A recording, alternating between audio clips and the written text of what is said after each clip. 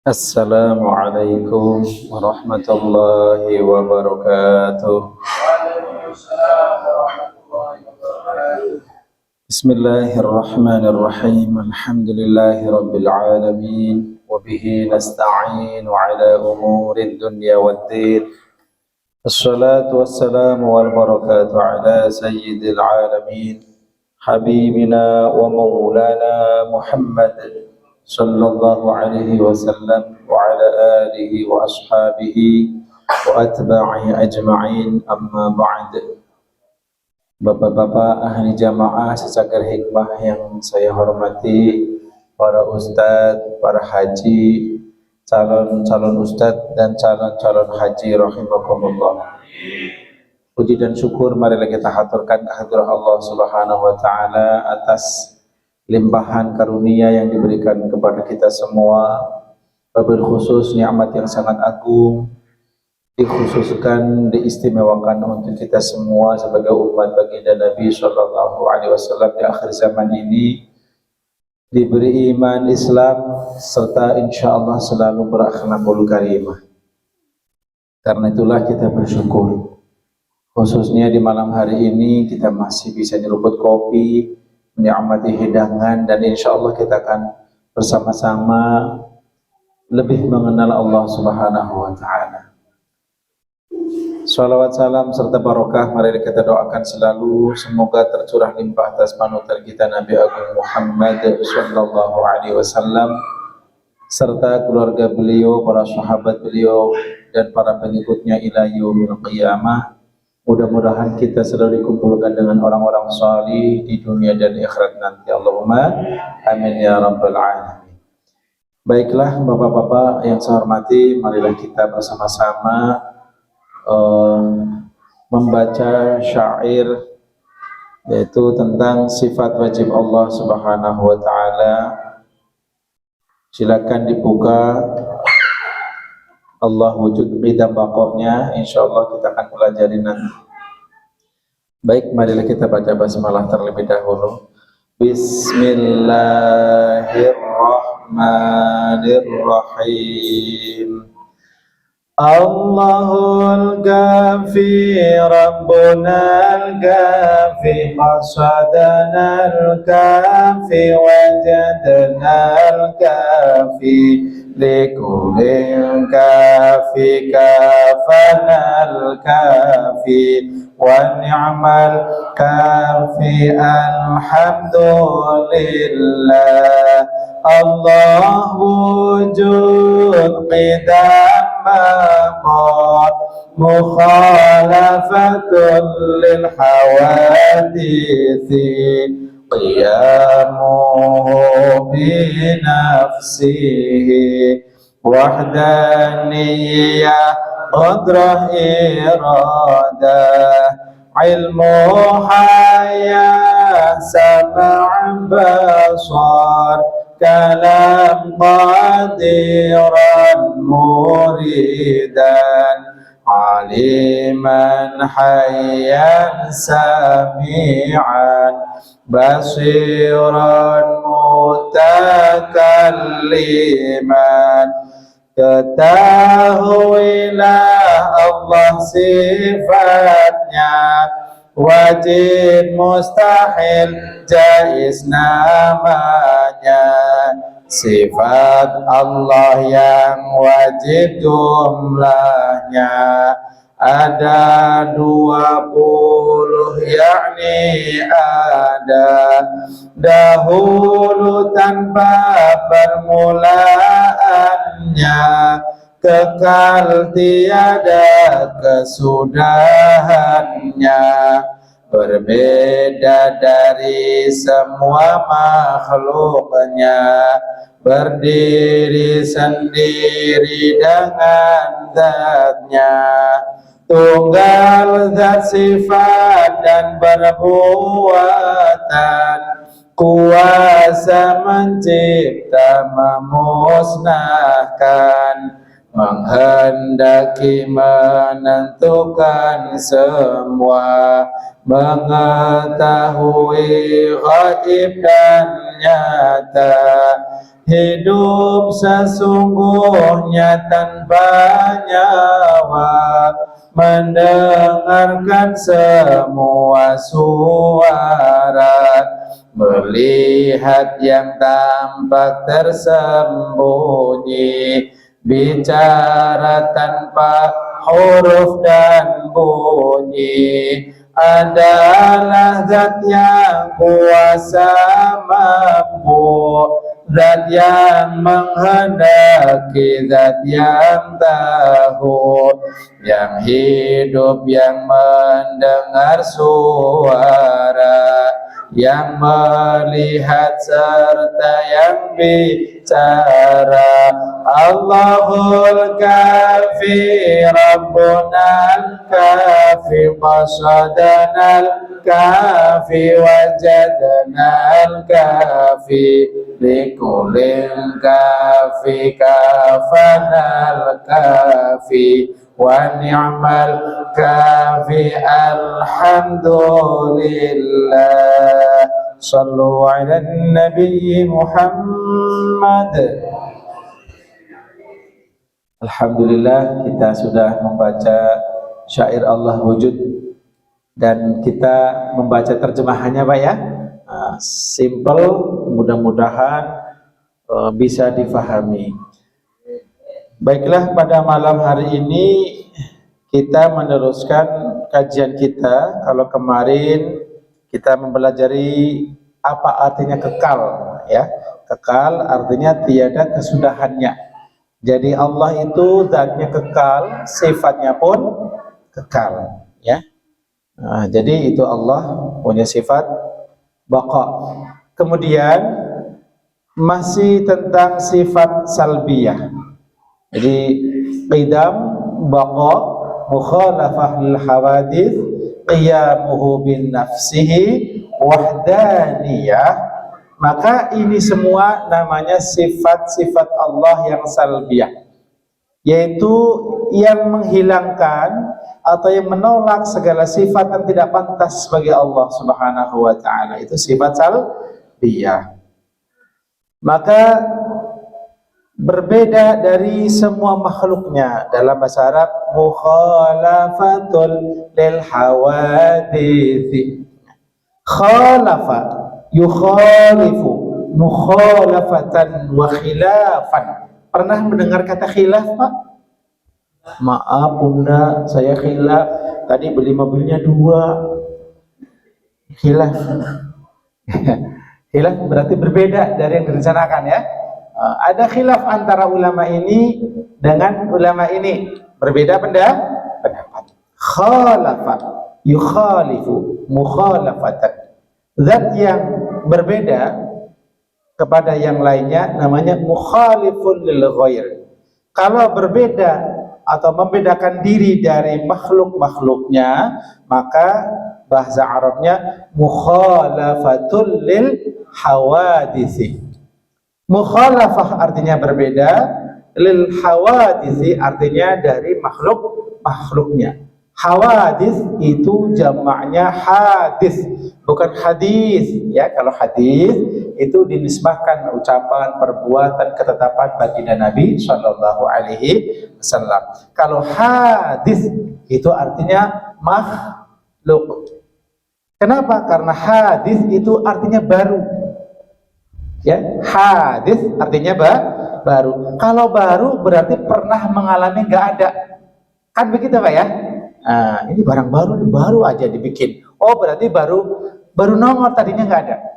Nah, itu lil hawadis. Apa maksud dari Allah berbeda dari makhluknya?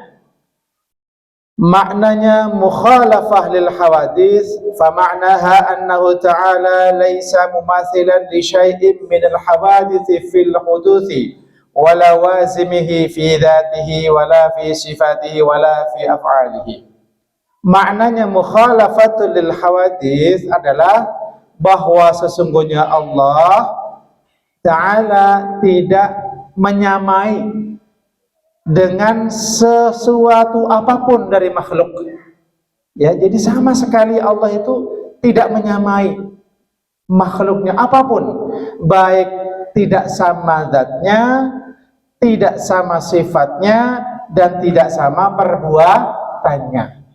Kalau dulu kita pernah mempelajari tentang wahdaniyah ya, al-ahad ya. Al-ahad artinya yang maha esa, atau wahid maknanya esa zatnya, esa sifatnya, esa perbuatannya.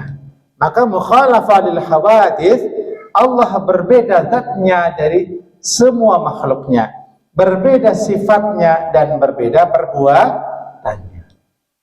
Yang pertama, Allah Subhanahu wa taala berbeda dari makhluknya dari segi zatnya. Apa perbedaannya? Coba pegang tangan Bapak sendiri. Bisa diraba, Pak? Bisa. Allah tidak bisa diraba. Udah keringetan belum, Pak? Belum. Masih kurang kopinya. Nah, Allah tidak keringetan, Pak. Ya, kemudian Bapak melihat temannya di depan, kelihatan nggak? Maka Allah tidak tampak dengan arah apapun.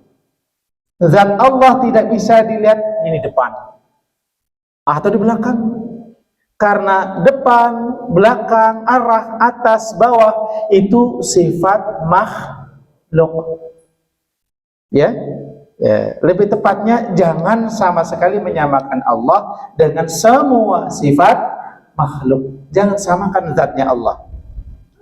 Kita mengalami perubahan dari setetes air mani menjadi janin, menjadi sekarang. Mengalami perubahan? Mengalami. Allah dulu begitu, sekarang juga sama. Selamanya pun begitu. Jadi tidak ada perubahan. Kenapa? Karena perubahan waktu, karena waktu. Kenapa waktu bisa berubah? Karena ada pergeseran cakrawala. Maksudnya ada peredaran matahari, galaksi. Kan menyebabkan ada hari, ada jam, ada menit, ada detik, ada tahun, bulan, dan sebagainya kan? Allah tidak terpengaruh itu. Makanya Allah nggak jenggotan, Pak. Karena Allah itu tidak sama sekali dengan makhluk. Sama sekali. Beda banget. Itu zat Allah. Zat Allah bukan berupa jisim kayak kita, Pak. Ya, baik jisim yang tersusun dari berbagai macam elemen, elemen tanah, air, udara, api, apa hatar. Tidak sama sekali. Itu berarti sifat makhluk. Nah, sama sekali. Atau jisim yang tidak tersusun, maksudnya hanya satu macam. Tidak seperti itu. Jadi Allah itu tidak sama sekali dengan makhluk, sangat berbeda. Nah, kemudian tidak ada arah bagi Allah untuk zat Allah. Jadi jangan dibilang Allah ada di samping saya, Allah bertemu saya di kamar saya, Allah turun. Itu ya, turun dari langit ke bumi, ke rumah saya, nengok kita gitu ya. Nawarin kita mau masuk surga enggak? Kalau mau masuk surga enggak usah sholat, umpamanya gitu ya. Nah, berarti bukan Allah. Dan Allah memang tidak mengalami itu. Tidak turun ke bumi. Nah, ada lagi. Allah tidak punya tangan kayak kita, Pak. Menyiksa tidak perlu pakai tangan, Pak. Allah tidak mempunyai mata, Pak. Melihat tak perlu mata. Allah nggak punya telinga kayak kita. Kalau Allah punya telinga, berarti Allah punya sifat kayak makhluk. Jadi sama sekali tidak sama. Jadi Allah Subhanahu wa taala meskipun Maha mendengar, mendengarnya tanpa telinga. Meskipun Allah Maha mengetahui, pengetahuan Allah tidak perlu belajar dulu, Pak. Itu Allah Al-Alim, Allah As-Sami', Allah Al-Basir, Maha mendengar ya. Jadi itulah Allah Subhanahu wa taala. Sudah paham sampai di sini, Pak? Perbedaannya Allah dalam zatnya berbeda dengan zat makhluk apapun. Jadi Allah tidak terpengaruh waktu, Pak ya. Tidak terlingkup ruangan. Jadi seandainya di Al-Qur'an atau hadis yang sahih Allah umpamanya disampaikan punya mata, punya tangan ya umpamanya, maka itu harus dijelaskan itu yang dimaksudkan sesuai dengan makna yang dikehendaki oleh Allah Subhanahu wa taala, dengan tetap mensucikan Allah dari semua sifat makhluk. Itu ulama begitu yang dulu. Ulama-ulama yang mutaakhirin boleh ditakwil, sekalinya susah umpamanya dipahami. Contoh, maknanya yadullah ma'al jamaah umpamanya. Tangan Allah itu ada di atas jamaah akan kuat. Maksudnya kekuatan Allah, kekuasaan Allah akan diberikan kepada jamaah. Maksudnya kalau kita berjamaah Pak, berkelompok, jangan sendiri-sendiri Pak. Insya Allah kita akan kuat, ya. Nah, makan kalau berjamaah aja makanya kuat Pak. Beda nggak Pak? Iya, alhamdulillah. Yang kedua, Allah itu mukhalafah lil hawadithi, berbeda dengan makhluk-makhluknya dalam hal sifat-sifatnya Pak. Masih ingat kemarin qidam, baqo ya. Sekarang kita pahami sifat ma'aninya. Contohnya qudrah, iradah, ilmu, haya, sama, basar. Maka Allah Subhanahu wa taala dengan qudrahnya Pak, ingin menciptakan sesuatu tidak perlu alat. Enggak kayak kita Pak. Kalau kita mau bikin kopi aja ribet Pak. Ya harus nyiapin macam-macam. Ya, ada kompornya, ada gelas, macam-macam. Kita butuh alat. Tapi Allah mau melakukan sesuatu tidak butuh alat. Dan tidak perlu nempel pada makhluknya, nggak perlu itu, nggak butuh. Allah juga punya kehendak. Tapi kehendak Allah itu tidak pernah ada terpaksanya, Pak. Artinya Allah Subhanahu wa taala adalah zat yang maha berkuasa dan maha menghendaki segala perkara. Jadi kalau bapak-bapak umpamanya berdoa siang malam udah puasa sunnah, kemudian baca waqiah, ayat kursi, banyak banget. Selama 40 hari 40 malam nggak makan nggak minum kecuali sehari 3 kali umpamanya ya, berdoa pengen mobil, terus kok dapat di segi punya mobil, apakah karena Allah terpaksa ngabulin Pak? Terpaksa nggak Pak? Enggak, Allah nggak terpaksa, Allah pengen ngasih memang. Jadi persembahan Anda, penyembahan Anda dengan segala zikir, ibadah itu murni. Itu juga karena taufik, pertolongan dari Allah Subhanahu wa taala.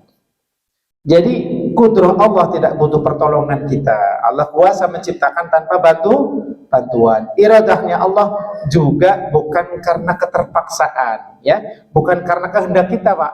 Jadi kita berdoa dikabulkan bukan berarti Allah ini udah kasihan deh hambaku, tak kasih aja dah, gak enak, enggak ada gitu. Ya, itu Allah bukan absolut berarti Allah itu nggak punya sifat iradah. Sudah paham Bapak? Kalam, Allah punya sifat kalam. Kalam artinya apa? Berfirman, berbicara. Bicaranya Allah Subhanahu wa taala itu tidak perlu pakai alat, Pak. Ya, kalau saya bicara harus pakai alat, biar lebih jelas lagi pakai mic. Mic nggak cukup, harus ada speakernya kan? Harus ada kabelnya, harus ada listrik, harus ada yang dengerin, Pak. Ya nggak? Butuh alat banyak banget. Allah nggak butuh. Allah berfirman tanpa alat, tanpa suara, tanpa huruf. Itu Allah Subhanahu wa taala. Berbeda nggak berarti? Berbeda banget, ya. Jadi itulah perbedaan sifat-sifat Allah Subhanahu wa taala. Yang terakhir, pas banget. Yang terakhir adalah Allah mukhalafah lil hawadithi dalam perbuatannya. Perbuatan Allah sangat berbeda sekali dengan perbuatan kita. Jadi perbuatan Allah Subhanahu wa taala itu sama sekali tidak menggunakan anggota badan. Kalau kita pengen ngaduk kopi kan harus pakai tangan minimal Pak ya, kalau punya tangan ya Pak ya. Oh gitu. Seterusnya dan seterusnya. Kalau Allah tidak perlu itu, ya. Wala bimumazajati wala bimumazajatin li syai'in minal asya. Dan Allah kalau melakukan sesuatu tidak butuh campur tangan yang lain, enggak butuh sama sekali, ya. Itu Allah Subhanahu wa taala. Jadi itulah mukhalafah lil hawadis, tentunya sifat mustahilnya kebalikannya, mumatsalatul lil hawadis, sama dengan makhluknya. Ini mustahil. Sampai di sini paham Bapak-bapak ya? Jadi intinya berusaha keras kita meyakini bahwa Allah sama sekali tidak punya sifat yang baru, tidak punya sifat makhluk sama sekali. Jadi Allah sudah menciptakan surga, Allah sudah menyiapkan yang masuk, mudah-mudahan kita termasuk ahlinya. Allahumma amin. Allah menyiapkan neraka, Allah sudah nyiapin juga penghuninya, mudah-mudahan kalau ada nama kita di sana dihapus. Allahumma amin. Barakah bulan Sya'ban. Allahumma amin ya rabbal alamin. Mungkin ini saja yang bisa saya sampaikan. Tentunya kita pikirkan dengan akal, paham ya. Kalau dengan dalil ada laisa kamitslihi syai' wa huwas samiul basir. Tidak ada yang serupa dengan Allah apapun, dan Allah Maha mendengar lagi Maha melihat. Jadi tidak ada ka pada Allah. Maksudnya tidak ada yang mirip, ya. Laisa ka mislihi, tidak ada yang mirip, tidak ada yang semisal, walaupun 1% sekalipun tidak akan sama dengan Allah Subhanahu wa ta'ala. Itulah yang bisa saya sampaikan. Wallahul muwaffiq ila aqwamit thariq. Assalamualaikum warahmatullahi wabarakatuh.